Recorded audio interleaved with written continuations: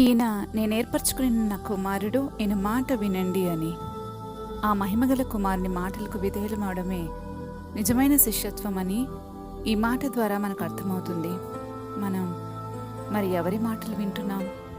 జవాబు మనకు మనమే చెప్పుకుందాం. ఎవరి మాట వింటున్నాం?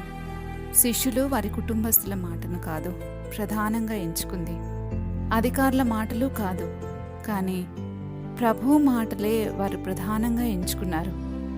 పేతురు అపోస్తుల కార్యాల్లో అంటున్నాడు 4:19 అధికారులతో, దేవుని మాట వినడం కంటే మీ మాట వినడం దేవుని దృష్టికి న్యాయమా?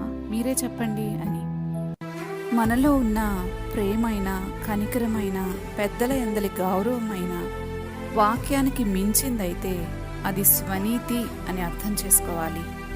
మన జీవిత నిర్ణయాలు ప్రభావితం చేస్తున్న స్వరం ఏది? ఒక్కసారి మనల్ని మనం ఆలోచించుకోవాలి. మనకిష్టమైన మాటల, మన చుట్టూ ఉన్న వారి మాటల, లేక మన ప్రభువు యొక్క స్వరమే మనల్ని నడిపిస్తుందా? మిమ్మల్ని నడిపించేది ఏది? ఒకసారి ఆలోచించండి.